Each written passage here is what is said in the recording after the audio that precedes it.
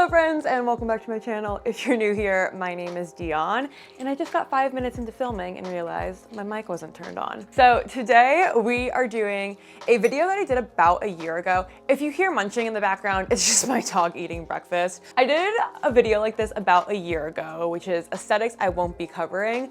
And initially I did it because I just wanted you guys to stop asking me to cover these. So I thought if I gave like a reasoning behind it, case would be closed.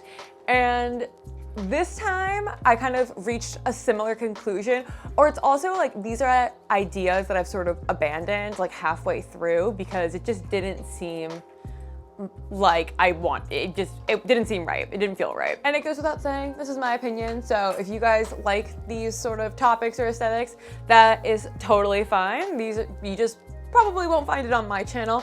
I have changed my mind, so that's also always an option. So yeah, just a fun little ranking video. So if you are chronically online like me and you like niche aesthetics, then definitely make sure to subscribe to this channel because I post videos every Thursday. And with that, let's get into it. So the first one is one that I saw in Vogue. I was searching spring summer trends and looking at Vogue magazine and everything, and it was garden core. And to me, it just seemed like a lot of florals, but like cottagecore with more florals. And cottagecore is so broad and it's such a talked about aesthetic and like flushed through that I just didn't feel like gardencore had like anything to stand on that was unique. It didn't seem like a subsect. It didn't seem like a niche. It just seemed like cottagecore with an emphasis on florals, and cottagecore already has a lot of florals. There's nothing here for me to talk about or anything, and it felt very much like Vogue was just trying to like manufacture a new aesthetic. So I was like, whatever, we're not gonna do it. Obviously, as you can see from my background, I do love cottagecore and I love gardens and plants and all of that, but yeah, we've talked about cottagecore enough already, and gardencore just seemed like the same thing. The next one is clowncore, and I've talked about this a little bit on my channel in like different trend rankings and stuff, but I've never had it in its own video, and that's mostly because like poser, intermediate, dipping your toe in clowncore is like big collars and polka dots and fun, and I like it, and maybe some funky makeup. But like there's also like deep clowncore where then you end up looking like clowns, and I kind of have a fear of clowns. Clowns freak me out. Not like It 2018 or whenever that came out, but more like It Tim Curry's version. Like when you look like an actual clown, that's what freaks me out. Zombies, not real. They don't freak me out. Clowns, real. I don't know. I don't like them. And so I was just like, I don't want to have to like look through images and TikToks of clowns and then have to edit them. Like a video takes like 18 hours of work. So that's a lot of me thinking about clowns, especially for someone that doesn't really like them. So respect the clown community, love the idea behind funky makeup, funky patterns, subversive fashion, all of that, a little bit scary for me. So this next one is the mob wife aesthetic. And I could tell as soon as it started trending on TikTok that it was sort of this manufactured, pushed, like trying to come up with a new trendy name sort of aesthetic. Like it wasn't actually like a community, a niche, a fashion style. It reminded me a lot of Rockstar Girlfriend from like a few years ago, but like a little bit more refined.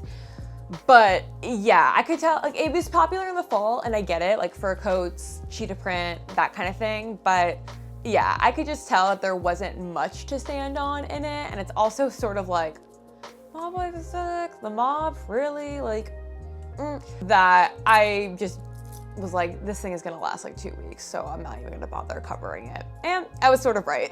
This next one I might change my mind on because I think there's a lot of nuance and discussion to be spoken about around it, and that's Catholic core. This sort of like Ethel Kane, Addison Rae, Catholic fashion energy. And first of all, this has happened in fashion. Appropriating Catholic imagery, Christian imagery has been the center of art and fashion literally since its inception. Like, what do you think art and fashion people were working for back in like the 500s, it was for priests and popes. Peace and love to fashion and Christianity have a deep.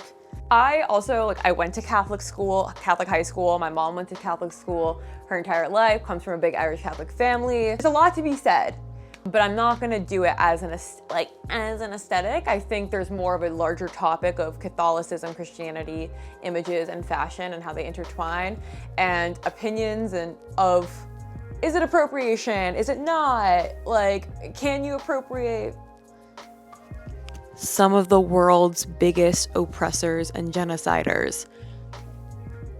Who knows? So yeah, but it's not gonna be like a little 12-minute Kiki. Mina Lay recently put out a whole video on Catholic core that I thought was really interesting. So I think it would be more something that was flushed out like that, because there's a lot to be said about it. And yeah, I have mixed feelings and mixed opinions. And I also know people will get mad about it either way, so I kind of don't even want to go in there. So this was the idea that actually spawned me doing this video this particular week, which is I was going to do a Cassie versus Effie style comparison from Skins. I've seen Skins 1,000 times in my youth at a formidable age. And yes, the style is really cool. Who didn't want to be Effie? Who didn't want to dress like Cassie? When I started collecting the images and the videos, I just realized there's no way to talk about these characters without it being triggering, because anyone who has seen Skins, you would recognize the outfits from certain scenes. And the main character Cassie has a ongoing eating disorder. The other character, Effie, has mental health issues.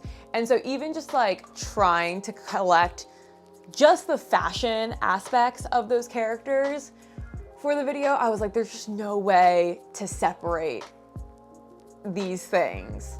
So I just had to abandon it because I felt if I talked about Cassie and Effie's fashion, that would inevitably lead people to romanticize those characters and then,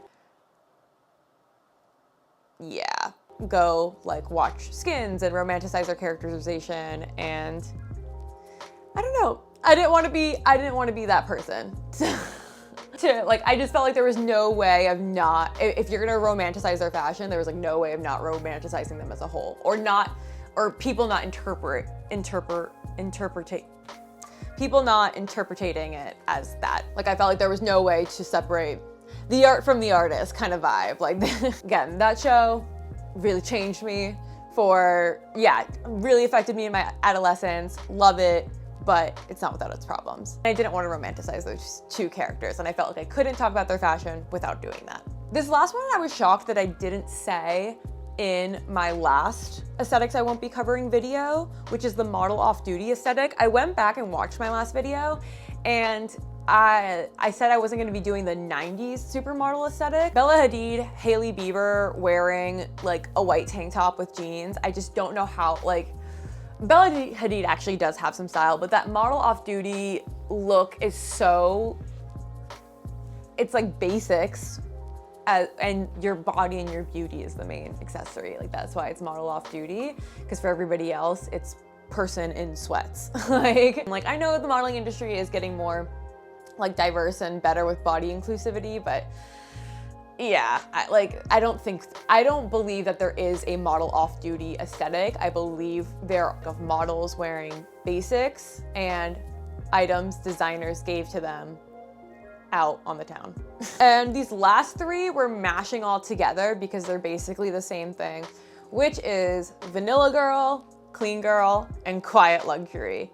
Again, I was shocked that I didn't cover Clean Girl or Vanilla Girl in the last one. I looked back and I think there was some other trendy term that was going around. For me, this just doesn't really feel like fashion. It's not fashion that I like or enjoy. They are three different aesthetics, but they do have an overlapping theme of whiteness, cleanliness, wealth, and unattainability. With Clean Girl, it just feels that is an aesthetic for people who have that kind of apartment. it's not even about like your fashion or your makeup, it's more about your lifestyle. And it's a kind of an unattainable lifestyle for a lot of people, and it requires some money and access and whatever. Vanilla Girl is like a cozier version of that. You wear more beiges. Clean Girl, you wear more whites and black, I feel like. You wear more beiges in Vanilla Girl. It's a little bit more cozy, so sweats rather than like leggings, but everything else sort of remains the same. And then Quiet Luxury is that same person, but dressed up. So they're wearing like expensive brands without logos. Money Talks, Wealth Whispers. Yeah, that's another whole other conversation of like how the wealthy have always tried to differentiate themselves from the pavos. There's an excellent book that I read called Dress Codes that was like on it, and that's another video that I've thought about doing in terms of like, let's talk about different ways wealthy people have tried to separate themselves sartorially through their fashion from the other classes. And that's not only wearing gold and giant Royal Frances and whatever, but it's also wearing these jeans that actually cost $500 and this wool trench coat that is actually $5,000 and all these things. So yeah, and then on the other end of the spectrum, going full Adam Sandler and being wealthy but wearing like t-shirt and shorts all the time. So there's a cool conversation to be had about wealth and fashion, but not in the sense of a 12-minute video. Quiet Luxury, how to look like you're one of the 1%ers that's exploiting our planet. So yeah, one, these aesthetics felt more lifestyle and less fashion, and two, the lifestyle felt very one note. The representation felt very one note, and I think the whole point was supposed to be flaunt your like wealth, class, access. Yeah, I don't know, didn't feel right. It's not for me. One thing I'm not is a clean girl. I am messy girl aesthetic. Great. With that, thank you guys so much for watching this video. If you like any of these aesthetics, that is totally on you. You are allowed. TikTok, Pinterest, other YouTubers will cover it. Just not something I really want to do a video on. Let me know down below what aesthetics you would want me to cover instead of these guys, and what other fashion topics you want to know from me. And make sure you follow me on TikTok and Instagram because I post content there almost every single day. And with that, have a happy, happy day. Bye.